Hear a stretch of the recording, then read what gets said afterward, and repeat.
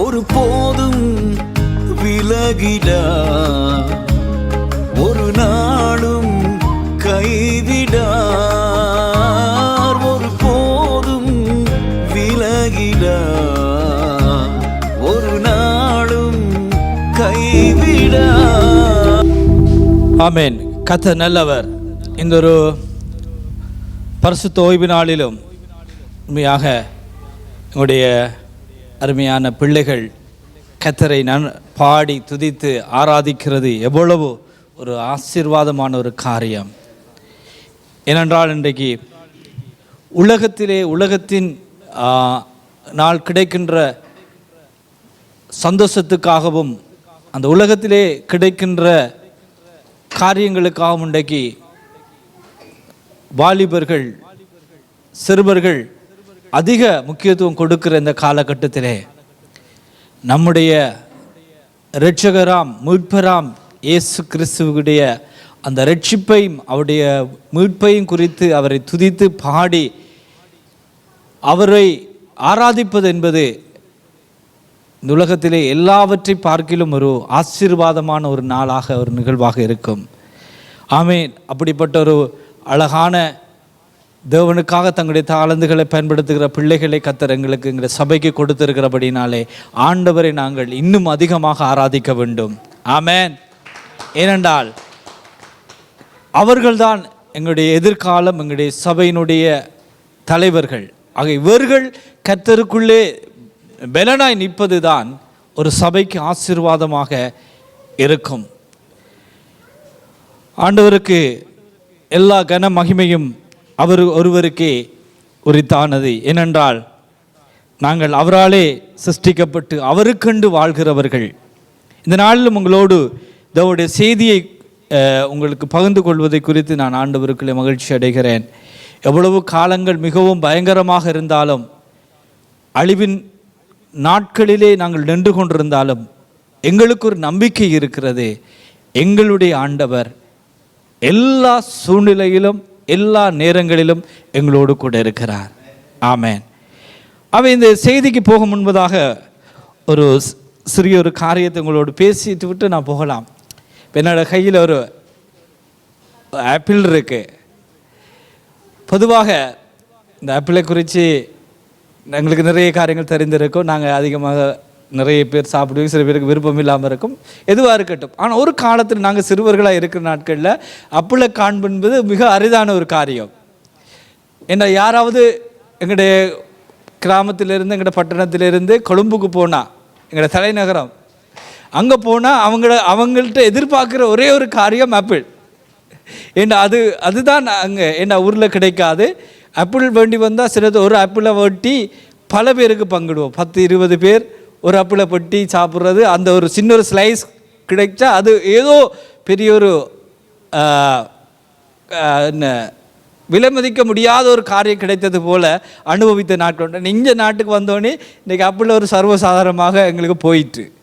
ஆனாலும் இந்த ஆப்பிள் எங்களுக்கு ஒரு செய்தியை வைத்திருக்கிறது.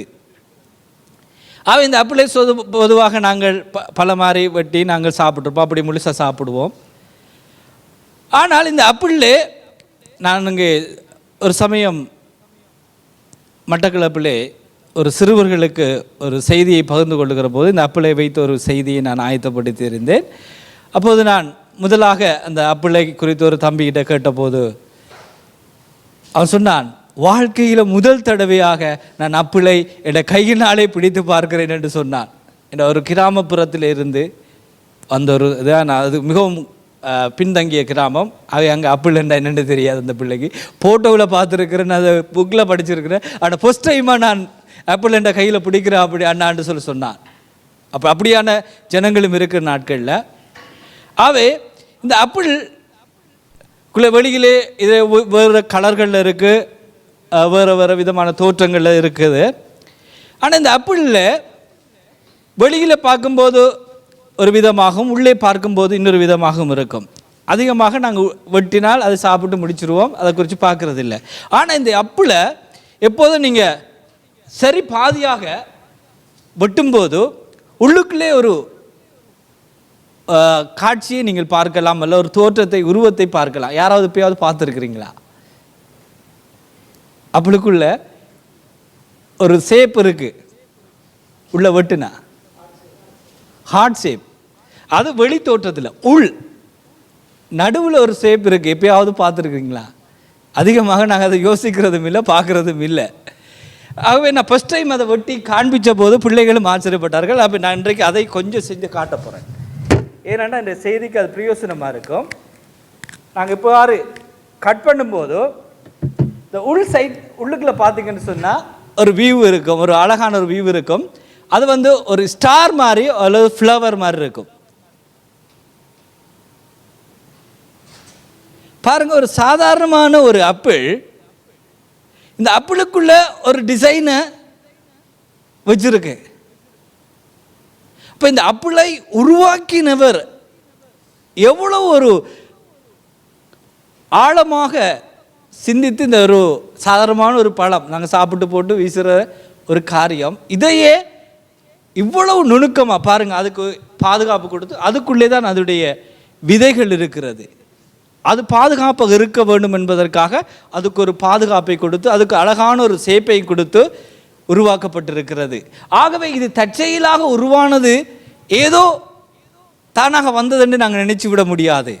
இதுக்கு பின்னால ஒருவருடைய ஞானம், அறிவு, வேலை இருக்கிறது. இந்த நாளே செய்தி அதுதான்.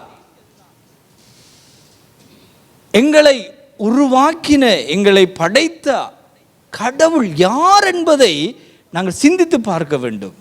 இந்த உலகத்தில் எவ்வளவோ காரியங்களை நாங்கள் கற்றுக்கொள்ளலாம், எவ்வளவோ காரியங்களை நாங்கள் அறிஞ்சு கொள்ளலாம். ஆனால் நாங்கள் அறிய வேண்டிய ஒரு முக்கியமான ஒரு காரியம் இருக்கிறது. சாதாரணமான ஆப்பிள், எத்தனையோ தடவை இந்த ஆப்பிளை நாங்கள் பார்த்துருப்போம், எத்தனையோ தடவை இந்த ஆப்பிளை நாங்கள் பயன்படுத்தியிருப்போம். ஆனால் இதுக்குள்ளேயே எவ்வளோ ரகசியம் இருக்குது. இதை விட தேவன் கடவுள் தம்முடைய சாயலாக, தம்முடைய தோற்றத்தின்படி எங்களை உருவாக்கி இருக்கிறார். ஆகவே நாங்கள் ஒவ்வொருவரும் விசேஷித்தமானவர்கள். நாங்கள் சாதாரணமான ஆட்கள் கிடையாது.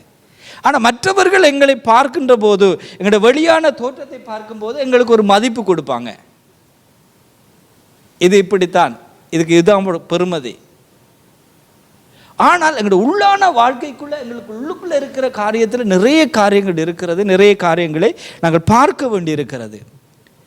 ஆகவே இவ்வாறு ஒரு தேவ மனிதன், கடவுளுடைய மனிதன் தன்னை குறித்து சிந்தித்து, தன்னை படைத்த கடவுளை குறித்து சிந்தித்து பாடின ஒரு சங்கீதத்தை இந்த நாளிலே, இந்த வாலிபர்கள் ஆராதிக்கிற இந்த நாளிலே நான் உங்களோடு பகிர்ந்து கொள்ளலாம் என்று ஆசைப்படுகிறேன். சங்கீதம் 139, ஷாம் 139. எனக்கு மிகவும் பிடித்த ஒரு சங்கீதம். இந்த சங்கீதத்தை தாவீது ராஜா பாடியிருக்கிறார். எனவே தாவீது தன்னை குறித்தும், தன்னை உருவாக்கின கடவுளை குறித்தும் பாடுகிற ஒரு பாடலாக இருக்கிறது. ஆகவே இன்றைய நாளிலும் நாங்கள் எங்களை குறித்து சிந்தித்து பார்க்க வேண்டும். அதே நேரம் எங்களை உருவாக்கினவர் எவ்வளவு அழகாக எங்களை உருவாக்கி இருக்கிறார், எவ்வளவு நேர்த்தியாக எங்களை உருவாக்கி இருக்கிறார். ஆனால் அநேக நேரங்களில் நாங்கள் எங்களுக்கு ஆண்டவர் வைத்திருக்கிற நல்ல காரியங்களை குறித்து சிந்திப்பது குறைவு. அதிகமாக நாங்கள் எதை யோசிப்போம் என்று சொன்னால், எங்களுக்கு எதெல்லாம் இல்லையோ அதை குறித்து யோசிப்போம். இதை நான் ஆயத்தப்படுத்தும் போது நான் வாசித்த ஒரு வாழ்க்கை சரித்திரத்திலிருந்து ஒரு காரியம் ஞாபகம் வந்தது. எத்தனை பேருக்கு தெரியுமோ தெரியாது, எமி கார்மைக்கல் என்ற ஒரு அம்மையார், மிஷனரி வாழ்ந்தார். அவர் நெதர்லாந்தை சேர்ந்தவர். அவர் இந்தியாவிலே மிஷனரியாக சென்று இந்தியாவிலே தாழ்த்தப்பட்ட மக்களுக்கு, அதிகமாக சிறுவர்களுக்கும் பெண்களுக்கும் பணி செய்தார். இந்த இந்தியாவிலே பெண்களுக்கு எதிராக, சிறுவர்களுக்கு எதிராக பலவிதமான காரியங்கள் நடந்து கொண்டிருக்கும் போது இவர் அங்கே ஊழியம் செய்து அநேகரை மீட்டு கொண்டு கிட்டத்தட்ட இவருடைய அந்த இல்லத்திலே 1000 பிள்ளைகளை பராமரித்து வந்தார். அப்படிப்பட்ட ஒரு தன்னை அர்ப்பணித்த ஒரு மிஷனரி. அவை குறித்து நிறைய காரியங்கள் இருக்கிறது, வாழ்க்கை வரலாறுகள் இருக்கிறது. அதில் ஒரு காரியம், அவர் சிறு பிள்ளையாக இருக்கிற போது அவ ஒரு ஜெபம் பண்ணினாவாம். என்ன ஜெபம் தெரியுமா? ஆண்டவரே, நீர் அற்புதம் செய்யக்கூடியவர், நீர் என்ன செய்ய வேணும்? இந்த ராத்திரியிலே, இன்றைக்கு ராத்திரியிலே எனக்கு ஒரு அற்புதம் நடக்கணும். என்னத்தை குறித்து ஜெபிச்சிருப்பா? அவ ஜெபிச்சா, ஆண்டவர் என்னுடைய கண்ணுடைய நிறம் வந்து அந்த ப்ளூ கலர்ல, அந்த நீலமான கண், அப்படியான ஒரு கண்ணாக எனக்கு மாறணும் என்று சொல்லி ஜெபிச்சா. நான் நடக்கலை. அவருக்கு சரியான துக்கமா, ஏன் ஆண்டவர் எனக்கு அந்த கண் அழகா இருக்கும், அப்படியான ஒரு கண் எனக்கு தேவைன்னு சொல்லி. ஆனால் என்னுடைய கண் வந்து எனக்கு விருப்பம் இல்லை அப்படின்னு சொல்லி பல நாள் ஜெபிச்சிருக்கிறா. அதுக்கு பிறகு மிஷனரியாக வந்ததுக்கு பிறகு சொல்லுகிறா, ஆண்டவர் எனக்கு அப்படிப்பட்ட ஒரு கண்ணை கொடுக்காதது நன்றி. ஏனெண்டா நான் ஆசிய தேசத்தில், ஏசியன் நாட்டில், அது இந்தியாவில் ஊழியம் செய்யும் போது நான் அப்படிப்பட்ட ஒரு கண்ணோடு அப்படிப்பட்ட ஒரு தோற்றத்தோடு இருந்தால் ஜனங்கள் வந்து என்ன நெருங்குறதுக்கு பயப்படுவாங்க. அங்கே இருக்கிற ஜனங்களுக்கு ஏற்ற மாதிரி பிளாக் கலரில் அந்த கண்மொழி இருந்தால் அது எனக்கு ஈஸியாக இருந்திருக்கு ஜனங்களோட சேர்றதுக்குன்னு சொல்லி ஆண்டவருக்கு நன்றி செலுத்தினான். இது ஏன்னு சொன்னால், ஒருவேளை எங்களுக்கு கிடைக்காத குறித்து நாங்கள் கவலை போரி பண்ணுவோம். ஆண்டவர் எனக்கு அப்படி மூக்கு இல்லை, அப்படி முடி இல்லை, அப்படி கலர் இல்லை, இப்படி நாங்கள் எத்தனையோ காரியங்கள் எங்களுக்கு இல்லாததை குறித்து நாங்கள் கவலைப்பட்டிருக்கிறோம். ஆனால் எங்களுக்கு இருக்கிறதை குறித்து நாங்கள் சிந்திக்க மறந்திருக்கிறோம்.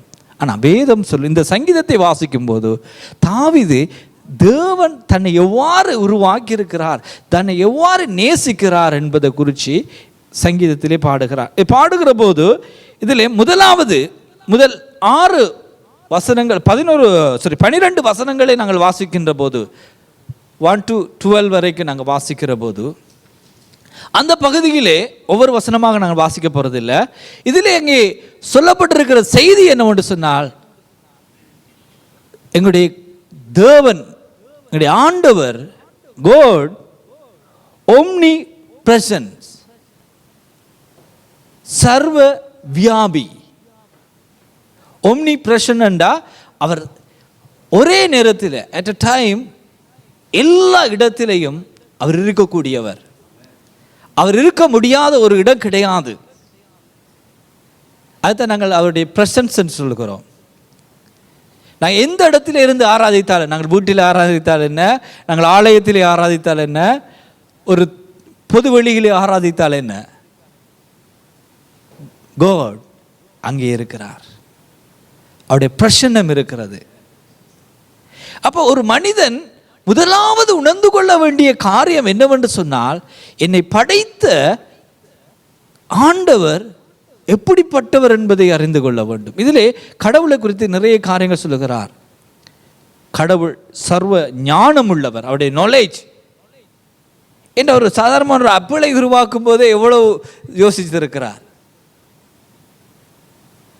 அவர் மனிதனை தன்னுடைய சாயலின்படி உருவாக்கும் போது எவ்வளவு காரியங்களை அவர் யோசித்து அவனை உருவாக்கி இருக்கிறார். அதனால பார்க்கிறார், கடவுள் என்னை ஞானமாய் படைத்திருக்கிறார். அவர் ஆல் மைட்டி, சர்வ வல்லமை உள்ளவர். எங்களுடைய ஒவ்வொரு அவயவங்களை நீங்க யோசிச்சு பாருங்க, எவ்வளோ நுணுக்கமாக உருவாக்கப்பட்டிருக்கிறது. சாதாரணமாக எங்களுடைய ஒவ்வொரு அவயவங்கள், எங்களுடைய சரீரத்தில் எத்தனை அவயவங்கள், பார்ட்ஸ் இருக்குது. இப்போ ஒரு சாதாரண ஒரு சிறுநீரகம், கிட்னி. இப்போ இது எங்களை தூய்மையாகி நாங்களை ஃப்ரெஷ்ஷாக வச்சுருக்கிறதுக்கு, எங்களுடைய ரத்தத்தை சுத்திகரித்து நாங்கள் நன்றாய் வாழ்வதற்கு அது உதவி செய்கிறது. ஆனால் இந்த கிட்னி ஃபெயிலியர் ஆனால் அப்போ தான் தெரியும் அதோடைய பெருமதி.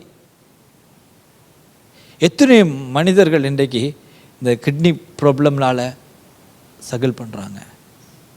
அவங்களுக்கு தெரியும் அதோட பெருமதி. இன்றைக்கி நாங்கள் சில நேரத்தில் யோசிக்கிறதில்ல, தண்ணி குடிக்கணும், நாங்கள் சரியாக எங்களோட ஹெல்த்தை பாதுகாக்கணும்னு சொல்லி நாங்கள் ஒரி பண்ணுறதில்லை. ஆனால் அப்படி ஒரு பாதிப்புக்குள்ளே இருக்கிற ஒரு மனிதனுக்கு தான் தெரியும் அதோடைய பெருமதி என்ன.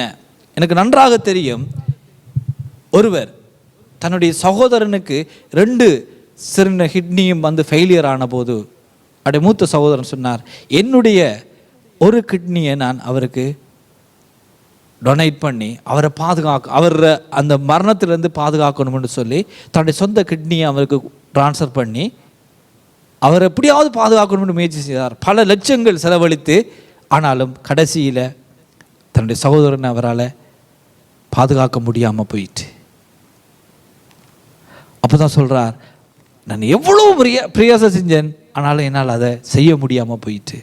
அப்போ தான் சொல்லுகிறார், அது எவ்வளவு பெருமதியான ஒரு காரியம். கடவுள் உருவாக்கி இருக்கிற ஒவ்வொன்றும் மிகவும் மிகவும் பெருமதியான. அதனால் தான் சொல்லுகிறார், கடவுள் எங்களை ஞானமாய் அதிசயமாய் படைத்திருக்கிறார். அவை அந்த கடவுள் எப்படிப்பட்டவர், எங்கேயோ பரலோகத்தில் இருக்கிறார் என்று அல்ல, அவர் எங்களோடு எங்களுக்குள்ளே இருக்கிறார். அதனால் தான் கடவுளுடைய பிரசன்ஸை அவன் உணர்கிறான். ஆக முதலாவது இந்த சங்கீதத்தில் முதலாவது வசனத்தை வாசிங்க.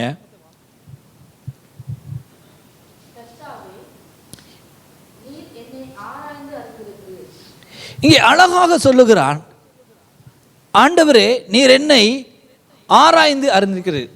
இங்கிலீஷில் இருக்கா, ஆங்கிலத்தில் இருக்கா, வாசிங்க.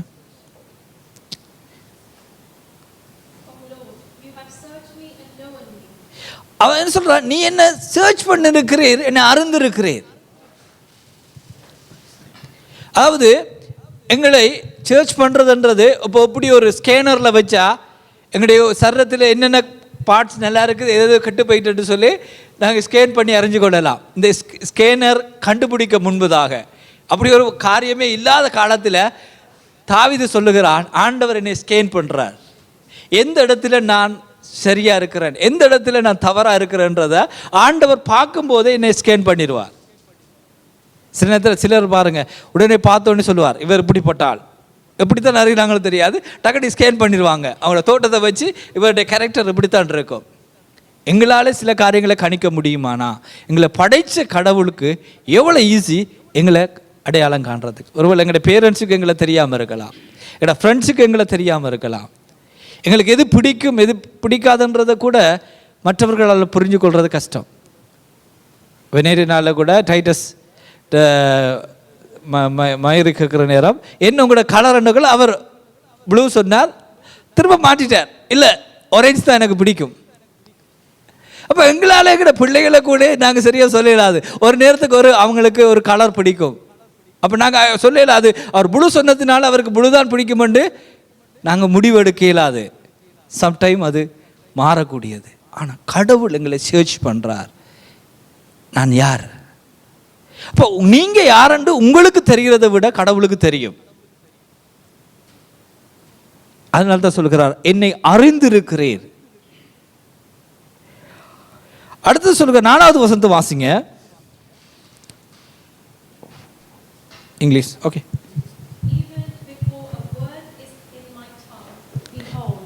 O Lord, you know it altogether. Right, தமிழ்லையும் இருக்க, வாசிங்க. என் நாவில் சொல் புறவாதற்கு முன்னே இதோ கர்த்தாவே அதையெல்லாம் நீர் அறிந்திருக்கிறீர். ரைட், இங்கே என்ன சொல்லப்படுகிறது, என்னுடைய நாவில் சொல் பிறக்கிறதுக்கு முன்பு, அதாவது நான் வார்த்தையா பேசுறதுக்கு முன்பு. ஒரு காரியத்தை பேசணும், ஆனால் எனக்கு வார்த்தை தெரியாது. இது எப்படின்னா, ஒரு குழந்தைய அழகாக நாங்கள் புரிஞ்சு கொள்ளலாம். நார்மலாக ஒரு குழந்தையினுடைய லாங்குவேஜ் என்ன, ஒரு வயசுக்கு உட்பட்ட ஒரு குழந்தையுடைய லாங்குவேஜ் மழலை மொழி. ஆனால் அவங்க எப்படி ஒரு காரியத்தை வெளிப்படுத்துறதுக்கு என்னத்தை பயன்படுத்துவாங்க, ஏதோ ஒரு காரியத்தை செய்யணும் அல்லது ஏதோ ஒன்றை வெளிப்படுத்துறதுக்கு எப்படி தன்னை வெளிக்காட்டுவான்? நோ, அழுகை. அழுகை, இந்த ஒரே ஒரு கிரைங். ஆனால் அந்த அழுகையில் டிஃபரெண்ட் இருக்கு. ஒரு தாய்க்கு தெரியும், ஒரு குழந்தை அழும்போது இது என்னத்துக்காக அழுகிறது, ஒரு நப்பின் மாற்றணுமெண்டா அந்த அழுகையை வச்சு தாய்க்கு தெரியும், இப்போ இந்த டைமில் இந்த பிள்ளைக்கு நப்பின் மாற்ற வேணும். எப்படி தாய் கண்டுகொள்கிறா? இந்த நேரம் அழுகுது, அப்போ தாய் உடனே சொல்லுவார், ரைட், பிள்ளைக்கு பால் கொடுக்கணும். இப்போ பிள்ளை அழுகிறது, பிள்ளைக்கு தூக்கம், பிள்ளையை தூங்க வைக்கணும். அப்போ எல்லாத்துக்கும் ஒரே சொல்லுத்தான், ஒரே காரியம்தான், ஒரே அழுகுதான். ஆனால் தாயால் விளங்கி கொள்ள முடியும் இந்த பிள்ளை ஏன் அழுகிறது. இதுதான் சொல்கிறோம், என் வாயில் வார்த்தை உருவாகும் முன்பே ஆண்டவர் அறிந்திருக்கிறார். ஆகவே உங்களுடைய இருதயத்தில் இருக்கிற ஃபீலிங்ஸ், ஒருவேளை நீங்கள் மற்றவர்களுக்கு சொல்ல முடியாது, சில காரியங்களில் மற்றவர்களோட ஷேர் பண்ண முடியாது. ஆனால் உங்களுடைய ஃபீலிங்ஸை புரிஞ்சு கொள்ளக்கூடிய ஒருவர் இருக்கிறார், அவர்தான் உங்களுடைய ரட்சகர். ஆனால் எனக்கு பிரியமான தேவனுடைய பிள்ளைகளே, நீங்கள் போரி பண்ணாதீங்க. இன்றைக்கு அதிகமாக இன்றைக்கு அநேகர் சூசைட் பண்ணுறதுக்கு, தங்களை அழிச்சு கொள்றதுக்கு ஒரே ஒரு ரீசன், தங்களை புரிஞ்சு கொள்ள யாரும் இல்லை. அவங்க கடைசி நேரத்தில் என்ன சொல்லுவாங்க, அவங்க மரணிக்கிறதுக்கு முன்பதாக அவங்க கொடுக்குற ஸ்டேட்மெண்ட்டோ அவங்களுக்கு கொடுக்குற காரியம் என்னை யாரும் புரிஞ்சு கொள்ளலை. இந்த கணவனாக இருக்கட்டும், என் மனைவியாக இருக்கட்டும், என் ஃப்ரெண்டாக இருக்கட்டும், எனக்கு மிகவும் க்ளோஸாக இருக்கிறவங்களாக இருக்கட்டும், என் உணர்வுகளை புரிஞ்சு கொள்ளலை. ஆனால் எங்கே சொல்லுகிறான் தாவீது, அவர் ஒம்னி பிரசன்னாக இருக்கிறபடினால், அவர் சர்வ வியாபியாக எந்த இடத்திலையும் அவர் என்னோடு இருக்கிறபடினால அவர் என்னை புரிஞ்சு கொள்வார்.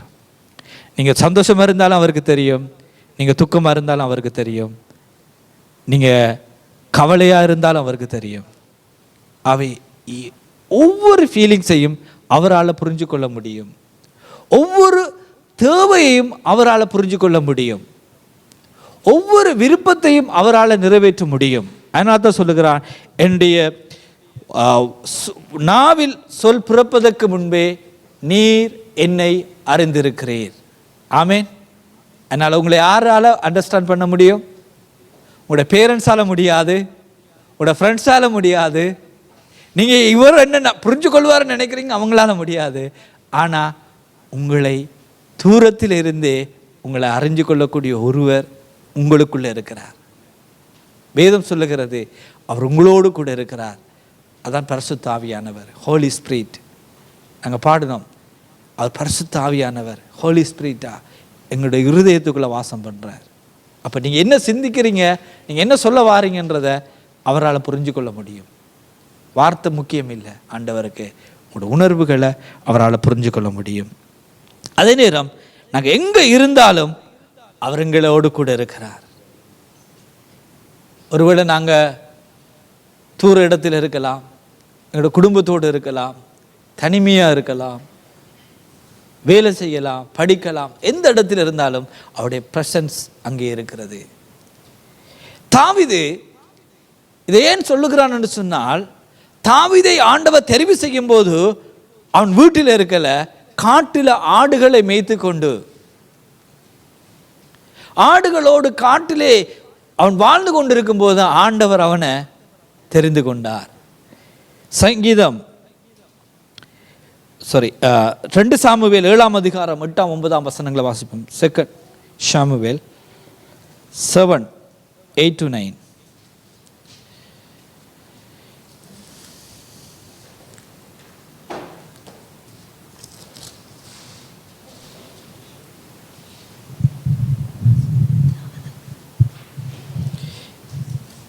Now then, tell my servant David, this is what the Lord Almighty says. I took you from the pasture, from tending the flock, and appointed you ruler over my people in Israel.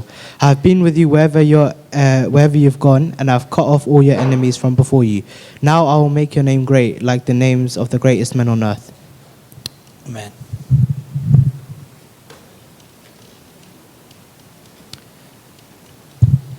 இப்போதும் நீ என் தாசனாகிய தாவீதை நோக்கி, சேனைகளின் கர்த்தர் சொல்லுகிறது என்னவென்றால், நீ இஸ்ரவேல் என்கிற என் ஜனங்களுக்கு அதிபதியாய் இருக்கும்படி ஆடுகளின் பின்னே நடந்த உன்னை நான் ஆட்டு மந்தையை விட்டு எடுத்து, நீ போன எவ்விடத்திலும் உன்னோடே இருந்து உன் சத்துருக்களையெல்லாம் உனக்கு முன்பாக நிர்மூலமாக்கி, பூமியில் இருக்கிற பெரியோர்களின் நாமத்துக்கு ஒத்த பெரிய நாமத்தை உனக்கு உண்டாக்கினேன்.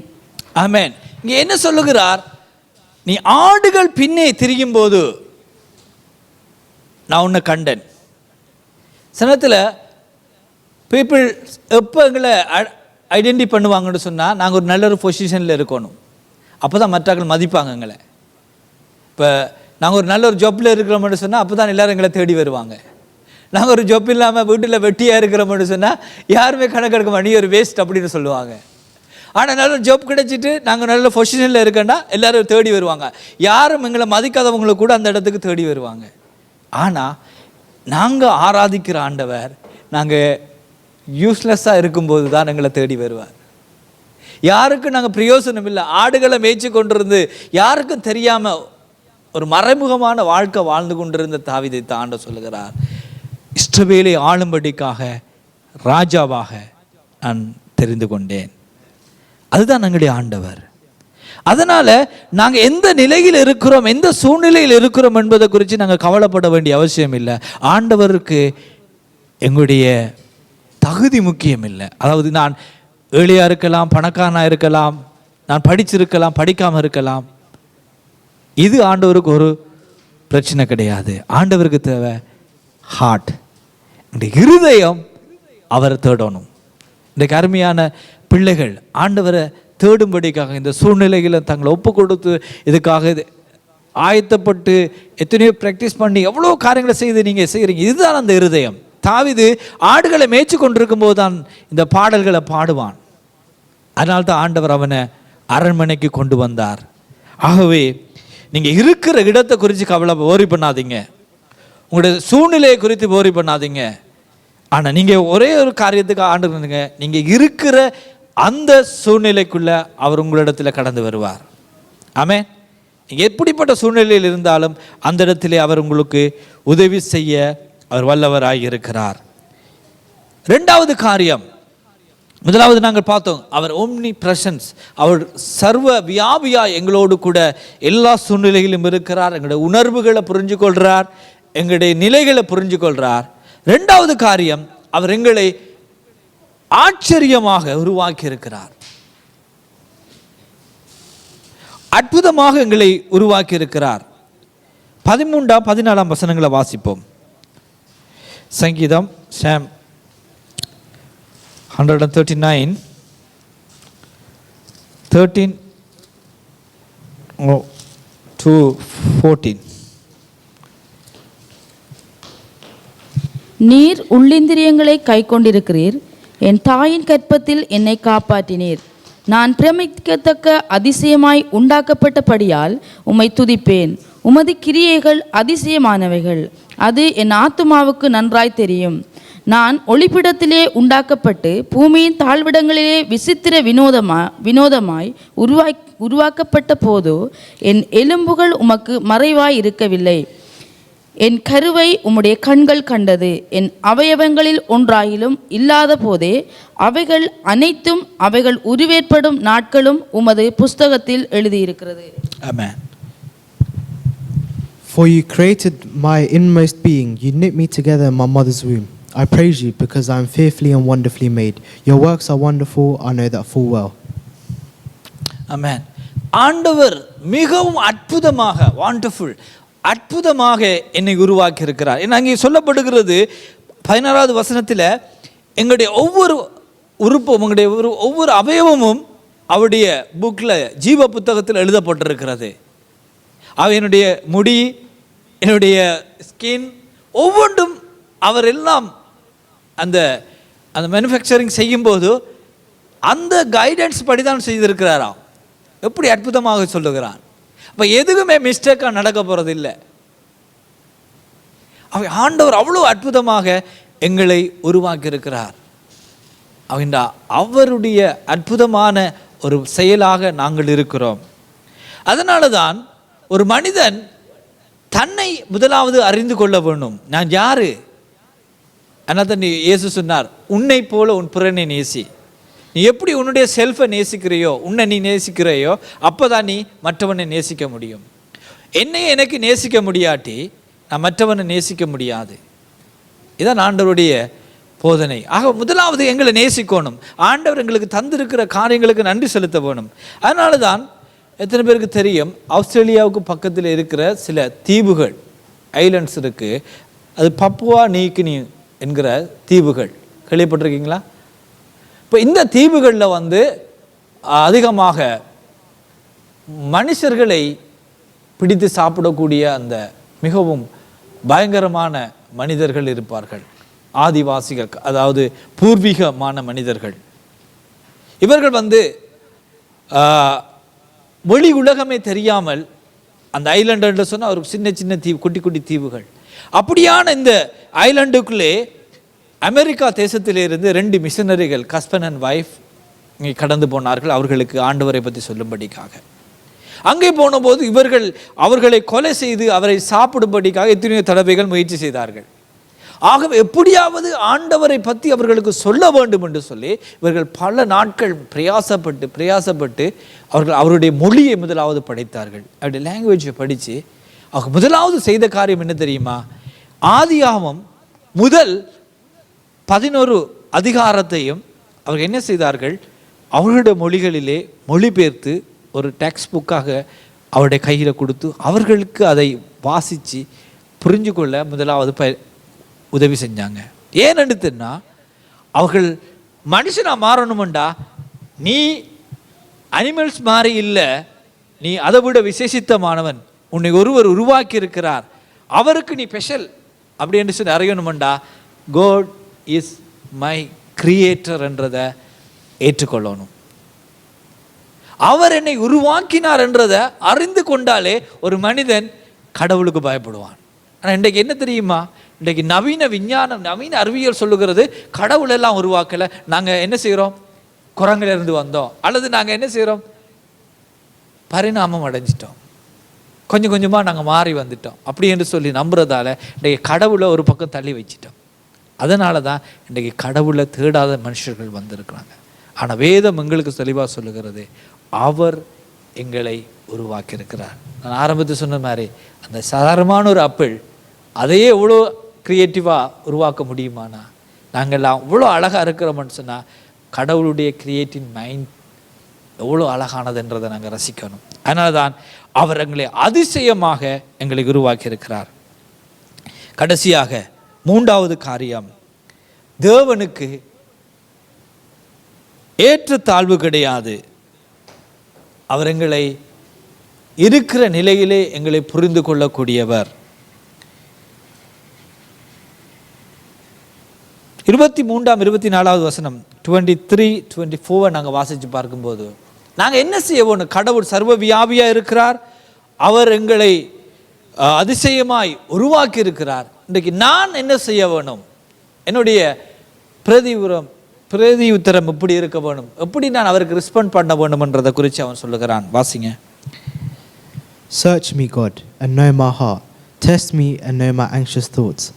See if there is any offensive way in me, and lead me in the way of everlasting. தேவனே என்னை ஆராய்ந்து என் இருதயத்தை அறிந்து கொள்ளும், என்னை சோதித்து என் சிந்தனைகளை அறிந்து கொள்ளும்.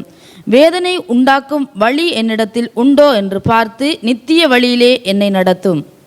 இப்போ என்ன சொல்லுகிறான்? ஆண்டவருக்கு தன்னை ஒப்பு கொடுக்கிறான். சர்ச் மீ, அதாவது நாங்கள் எங்களை அவருக்கு ஒப்பு கொடுத்து அவருக்கு அனுமதி கொடுக்கணும் அவர் எங்களுக்குள்ள வாரதுக்கு. ஏன்னா கடவுள் ஒரு நாள் யாரையும் போஸ்ட் பண்ண மாட்டார். ஆனால் பிசாசு சாத்தான் என்ன செய்வான்? எங்களோட அனுமதி இல்லாமல் எங்களை அவன் கண்ட்ரோல் பண்ண பார்ப்பான். ஆனால் தேவன் ஒரு நாளும் யாரையும் என்ன செய்ய மாட்டார்? போஸ்ட் பண்ண மாட்டார். அதனால்தான் மத்தேயு 11:28 மத்தேயு 11:28 என்ன சொல்லுது? இதோ நான் வாசப்படியிலிருந்து உன்னுடைய டோர்ல இருந்து நான் கதவை தட்டுகிறேன், நீ உன்னுடைய இருதயத்தை திறந்தா நான் வாசம் பண்ணுவேன். உன்னுடைய டோரை நீ ஓப்பன் பண்ணும் வரைக்கும் ஆண்டவர் உனக்குள்ள வர முடியாது. வாசிங்க மத்தேயு 11:28. வருத்தப்பட்டு பாரம் சுமக்கிறவர்களே, நீங்கள் எல்லாரும் என்னிடத்தில் வாருங்கள், நான் உங்களுக்கு இளைப்பாறுதல் தருவேன். Come to me, all you who are weary and burdened, and I will give you rest. ஆண்டவர் சொல்லுகிறார், நீங்கள் என்னிடத்திலே வாருங்கள், அப்பொழுது உங்களுக்கு இளைப்பாறுதல். அப்ப வர வேண்டும். வெளிப்படுத்தலே சொல்லப்படுகிறது, நீங்கள் உங்களுடைய இருதயத்தை கதவை திறக்க வேண்டும். ஆகவே நாங்கள் கடவுள்கிட்ட முதலாவது வந்து தாவீது என்ன சொல்ற? ஆண்டவரே, என்னை நீர் ஆராய்ந்து பாரும், சர்ச் பண்ணி பாரும், ஏதாவது உண்மை வேதனை உண்டாக்குகிற வழி எது ஆண்டவரை வேதனைப்படுத்தும்? நாங்கள் சிந்திக்கிறது, எங்களுடைய மைண்டால், நாங்கள் பேசுகிறதால, நாங்கள் செய்கிற டூயிங், இதால் எதெல்லாம் தேவன் கடவுள் விரும்பாத காரியத்தை நான் சிந்திக்கிறோனோ, விரும்பாத காரியத்தை பேசுகிறோனோ, விரும்பாத செயலை நான் செய்கிற போது ஆண்டவர் வேதனைப்படுவார்.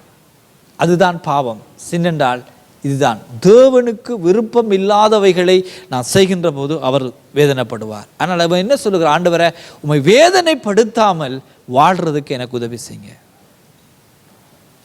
அப்ப கடவுள் எங்களை உருவாக்கி இருக்கிறார், எங்களை நேசிக்கிறார்.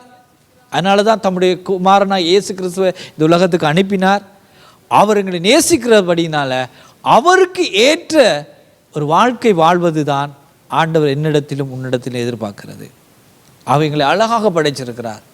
அவை எனக்கு பிரியமான தேவனுடைய பிள்ளைகளே, இந்த செய்தியை கேட்டுக்கொண்டிருக்கிறவர்களே, எங்களுடைய வாழ்க்கையை ஆராய்ந்து பார்ப்போம். ஆண்டவர் எங்களை அற்புதமாய் படைத்திருக்கிறார். எங்களை புரிந்து கொள்ளக்கூடியவர், எங்களுடைய உணர்வுகளை புரிந்து கொள்ளக்கூடியவர், எங்களுடைய தேவைகளை அறிந்து எங்களுக்கு அற்புதம் செய்கிறவர். ஆனால் எல்லாம் இருந்தாலும் அவருக்கு தேவை எங்களுடைய இருதயத்தை நாங்கள் கொடுக்கணும். ஆண்டவரை என்னை ஆராய்ந்து பாருமென்று அவருடைய கையில் கொடுக்குறான். உதாரணமாக உங்களுக்கு ஏதாவது ஒரு வியாதியோ ஒரு நீங்கள் ஃபீல் பண்ணுறீங்க, உங்களுடைய ஏதோ ஒரு உங்களுடைய சரீரத்தில் ஒரு பிரச்சனை இருக்குன்னு சொன்னால் முதலாக நீங்கள் என்ன செய்யணும்? அந்த வைத்தியருக்கு போய் நீங்கள் அனுமதி கொடுக்கணும். வைத்தியர் கேட்பார், உன்னை செக் பண்ணலாமா? வைத்தியர் வந்தோடனே வான்னு சொல்லி செய்யலை, அது உங்கள்கிட்ட அனுமதி கேட்பார். ஏன்னாடா உங்களோட சரீரத்தை இன்னும் ஒருவருக்கு பயன்படுத்த முடியாது உங்களோட அனுமதி இல்லாமல். அதே மாதிரி தான் ஆண்டவர் சொல்லுகிறார், உன்னுடைய இருதயத்தை நீ கொடு. ஆனால் தான் தாவீது சொல்கிறார், ஆண்டவரை நான் உம்முடைய கையில் தாரன், என்னை ஆராய்ந்து பார்த்து சர்ச் மீ, உமக்கு பிரியமில்லாத காரியத்திலிருந்து என்னை பாதுகாத்து கொள்ளும். அப்படி அவருடைய கரத்தில் ஒப்பு கொடுப்பது தான் இன்றைய நாளில் ஆண்டவர் எங்களிடத்தில் எதிர்பார்க்கிறார். அப்படி நாங்கள் கொடுத்து பாருங்க, ஆடுகள் பின்னே அலைஞ்ச அவனை ஆண்டவர் அரண்மனையில் உயர்த்தி இந்த இருதயத்துக்கு ஏற்றவன் என்று சொல்லி சொன்ன அதே ஆண்டவர் தான் அன்றைக்கு நீ எப்படிப்பட்டவனாக எப்படிப்பட்டவளாக இருந்தாலும் உன்னை அவருடைய சொந்த பிள்ளையாக ஏற்றுக்கொண்டு உன்னை நீ இருக்கிற இடத்திலே உன்னை ஆசீர்வதிக்க அவர் வல்லவராய் இருக்கிறார். நாங்கள் கண்களை மூடி நாங்கள் ஜெபிக்க போகிறோம். ஆண்டவரே, இந்த ஒரு நல்ல ஒரு நாளிலும் ஆண்டவரே, நீர் யார் என்பதை நாங்கள் அறிந்து கொள்ள ஆண்டவரே, நீர் எப்படிப்பட்டவர் என்பதை நாங்கள் புரிஞ்சு கொள்ளத்தக்கதாக ஆண்டவரை எங்களுக்கு உதவி செய்யுங்கப்பா. அந்த அறிவுள்ள ஞானத்தை தாருங்க ஆண்டவரே. தாவீது ஆண்டவரை உம்மை அழகாக அறிந்து கொண்டான். நீ சர்வ வல்லமையுள்ள தேவன், நீ சர்வ வியாபி ஆண்டவரே, ஓம்னி பிரசன்ஸ் ஆண்டவரே, நீ எல்லா இடத்திலும் இருக்கிறீர் ஆண்டவரே. எந்த இடத்திலே நாங்கள் இருந்தாலும் ஆண்டவரே, அந்த இடத்துக்கு எங்களை தேடி வருகிற தேவன் ஆண்டவரே. அந்த இடத்திலே வந்து ஆண்டவரை எங்களுக்கு நீர் அற்புதம் செய்யக்கூடியவர் ஆண்டவரே. இந்த இடத்திலே ஆண்டவரே, இந்த செய்தியை இந்த இடத்திலெல்லாம் இருந்து கொண்டு நம்முடைய பிள்ளைகள் கேட்கிறார்களோ அவர்கள் ஒவ்வொரு வாழ்க்கையும் ஆண்டவரை நீர் அறிந்து கொள்ளுகிற தேவன். தாவீது சொல்லுகிறது போல் ஆண்டவரை, என்னை ஆராய்ந்து பாரும் ஆண்டவரை, வேதனை உண்டாக்குற வழி என்னிடத்திலே உண்டோ என்று அறிந்து ஆண்டவரை என்னை பரிசுத்தம் பண்ணுங்கப்பா. உம்முடைய பிள்ளையாக வாழ ஆண்டவரே, உங்களுக்கு ஏற்ற ஒரு பரிசுத்த வாழ்க்கை வாழத்தக்கதாக ஆண்டவரே, எங்களோட சிந்தையால், எங்களோட வார்த்தையால், எங்களோட செயல்களினால் ஆண்டவரே உண்மை நாங்கள் வேதனைப்படுத்தாதபடி ஆண்டவரே ஒரு தூய்மையான வாழ்வு வாழ எங்களுக்கு உதவி செய்வீராக ஆண்டவரே. இயேசு மூலம் ஜெபிக்கிறோம் நல்ல பிதாவே, ஆமென் ஆமென். நன்றி ஆண்டவரே.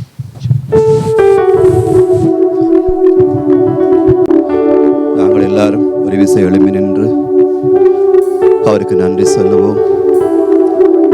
ஆண்டவருடைய ஒரு அன்பின் ஒரு பகுதியான இந்த வசனத்தை நாங்கள் கேட்டோம். நாங்கள் எல்லோரும் ஒரு விசை ஒப்பு கொடுப்போம். இந்த 10ஆம் தேதி நாட்களிலே நாங்கள் கடந்து வந்திருக்கிறோம். புதிய ஆண்டுக்குள்ளே ஜனவரி மாதம் 10ஆம் தேதி 2வது ஞாயிற்றுக்கிழமை தேவனுடைய பாதத்திலே வந்திருக்கிறோம். நாங்கள் உள்ளான இருதயத்திலிருந்து ஆண்டவருக்கு நன்றி சொல்லுவோம். எங்களை நடத்தி வந்த எங்கள் ஆண்டவருக்கு நன்றி சொல்லுவோம். கண்களை மூடி அவரை உங்களுக்கு முன்பாக நிறுத்துங்க. அவரை நோக்கி பாருங்க. அவரை நோக்கி பார்க்கிற முகங்கள் வெட்கப்பட்டு போனதில்லை என்று வேதம் சொல்கிறது. அற்புதமாய் நடத்தி வருகிற தேவன், எந்த விதமான ஒரு காரியம் அல்ல, அவருடைய கிருபை, அவருடைய கிருபை. நாங்கள் சொல்ல முடியும் அவருடைய கிருபை மாத்திரமே. ஹல்லேலூயா, உங்களுக்கு நன்றி ராஜா. இந்த வருடம் பிறந்து 10 நாட்கள் கடந்து போகிறது என்று இன்றைக்கு 10வது நாள். இந்த 10 நாளும் எங்களை தேவன் கண்ணின் மணி போல காத்து அவருடைய கிருபையின் கரத்துக்குள்ளே எங்களை நடத்தி கொண்டு வருகிறார். புது கிருபைகள் தினம் தினம் தந்து என்னை நடத்தி செல்பவரே, அனுதினமும் உம் கரம் நீட்டி என்னை ஆசீர்வதிப்பவரே, புது கிருபைகள் தினம் தினம் தந்து என்னை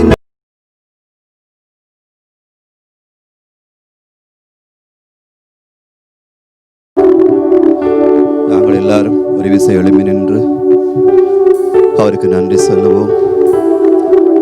ஆண்டவருடைய ஒரு அன்பின் ஒரு பகுதியான இந்த வசனத்தை நாங்கள் கேட்டோம். நாங்கள் எல்லோரும் ஒரு விசை ஒப்பு கொடுப்போம். இந்த 10ஆம் தேதி நாட்களிலே நாங்கள் கடந்து வந்திருக்கிறோம். புதிய ஆண்டுக்குள்ளே ஜனவரி மாதம் 10ஆம் தேதி 2வது ஞாயிற்றுக்கிழமை தேவனுடைய பாதத்திலே வந்திருக்கிறோம். நாங்கள் உள்ளான இருதயத்திலிருந்து ஆண்டவருக்கு நன்றி சொல்லுவோம்.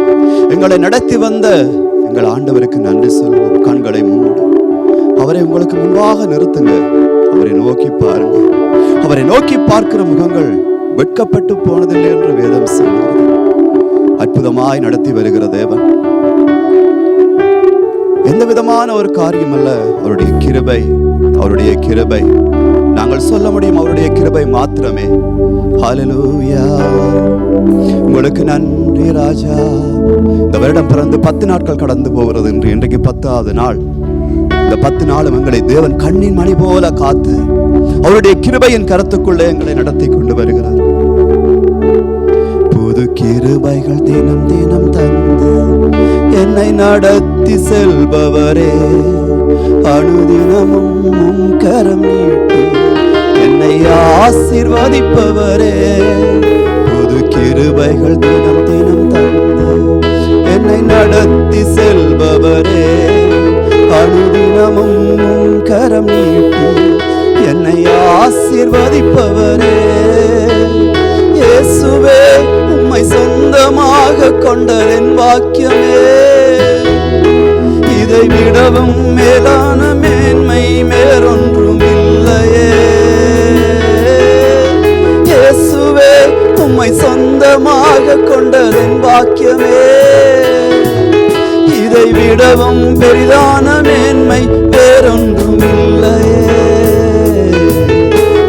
கிருபைகள் தினம் தினம் என்னை நடத்தி செல்பவரே, அனுதினமும் கரம் நீட்டி என்னை ஆசீர்வதிப்பவரே, கிருபைகள் தினம் தினம் என்னை நடத்தி செல்பவரே, அனுதினமும் கரம் நீட்டி என்னை ஆசீர்வதிப்பவரே.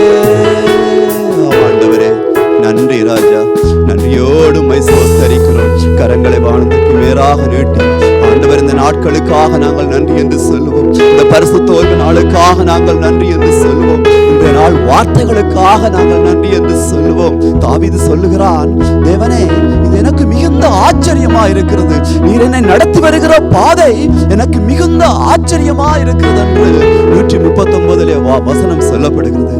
அருமையான இந்த வார்த்தைகளுக்காக தேவனுக்கு நன்றி சொல்லுவோம். நன்றியோடுமை நாங்கள் ஸ்தோத்திரிக்கிறோம். நன்றியோடுமை ஆராதிக்கிறோம். ஆண்டவரே, நீர் எங்களை நடத்தி வருகிற பாதைகளை நினைத்து பார்த்து கண்ணீரோடு உமக்கு நன்றி என்று சொல்லுகிறோம். நன்றி உள்ள இருதயத்தோடு. ஹல்லேலூயா, நன்றி நன்றி இயேசுவே.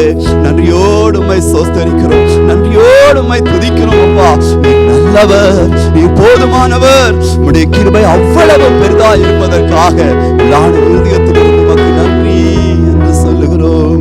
நன்றியோடு உம்மை துதிக்கிறோம். ஆண்டவரே, அருமையான வார்த்தைகளுக்காக ஸ்தோத்திரம். அப்பா, இந்த நாளிலும் ஆண்டவரே, உம்முடைய வார்த்தைகள் இந்த கிழமை முதல் எங்களை வழிநடத்தும்படியாக இதை தியானித்து இதை ஆராய்ந்து பார்த்து இதில் இருக்கிற காரியங்களை நாங்கள் அறிந்து கொள்ள தேவனே எங்களுக்கு கிருபை தாங்க. உம்முடைய கரத்தில் எல்லாவற்றையும் ஒப்புக் கொடுக்கிறோம். இந்த நாளிலே ஒப்புக் கொடுக்கிறோம் சுவாமி. ஆண்டவரே, இந்த ஆன்லைன் மூலம் பார்த்து கொண்டிருக்கிற ஒவ்வொரு பிள்ளைகளுக்காக நாங்கள் ஜெபிக்கிறோம். அவருடைய வாழ்க்கையிலே ஆண்டவரே, ஒவ்வொரு குடும்பங்களிலே ஒரு மாற்றம் உண்டாகட்டும், ஒரு காரியம் நடக்கட்டும். தேவனை அறிய வேண்டும், தேவனை கிட்டி சேர வேண்டும், தேவனுடைய பிரமாணங்களை காண வேண்டும் என்று சொல்லி ஒரு வாஞ்சை உண்டாகும்படியாக நாங்கள் ஜெபிக்கிறோம். ஒவ்வொரு பிள்ளைகளையும் ஒப்பு தருகிறோம். சபையை ஒப்பு தருகிறோம். சபையில் இருக்கிற ஒவ்வொரு குடும்பங்களையும் சிறு பிள்ளைகளையும் ஒப்பு தருகிறோம். என் தேவன் தாமே நீர் ஆசீர்வதித்து தேவைகளை இந்த நாட்களிலே சந்திக்கும்படியாக நாங்கள் ஜெபிக்கிறோம். பல பாடுகள் போராட்டங்களுக்குள் இருக்கிறோம். தேவனே, எத்தனையோ விதமான வேதனைகள் கண்ணீர்களுக்குள்ளே கடந்து வந்திருக்கிறோம். எல்லா நேரங்களிலும் உம்முடைய கரமங்களை நடத்தினதே, உம்முடைய கரமங்களை தாங்கினதே, உம்முடைய கரமங்களை தப்பிவித்ததே ராஜா.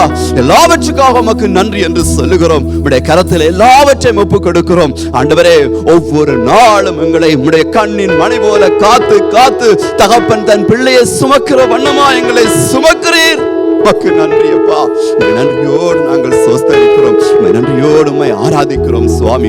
ஒவ்வொரு குடும்பங்கள் மேலும் உம்முடைய கிருபையும் சமாதானமும் சந்தோஷமும் பரிபூர்ணமாய் ஊற்றப்படும்படியாக நாங்கள் ஜெபிக்கிறோம். இருதயத்திலிருந்து நாங்கள் ஆசீர்வதிக்கிறோம். இயேசுவின் நாமத்தினால் நம்முடைய ஆசீர்வாதங்கள் கடந்து வரட்டும். சத்துருவானவன் கொள்ளை கொண்டு போய்விடாதபடி, சத்துருவானவன் வேதனைகள் துன்பங்கள் தந்து விடாதபடி அவனை இயேசுவின் நாமத்தினாலே நிர்மூலமாக்கி போடுகிறோம். இயேசுவின் நாமம், இயேசுவின் வல்லமை உள்ள நாமத்தினாலே அப்பா அவனை தள்ளி விடுகிறோம். இயேசுவின் நாமத்தினாலே உம்முடைய பரிபூர்ண சமாதானம் சந்தோஷமும் ஒவ்வொரு குடும்பங்களோடு இருக்கும்படியாக ஜெபிக்கிறோம். ஆண்டவரே, நீங்க பொறுப்படுத்தி நடத்துங்க. இயேசுவின் நாமத்திலே பிதாவானவரே, ஆமென்.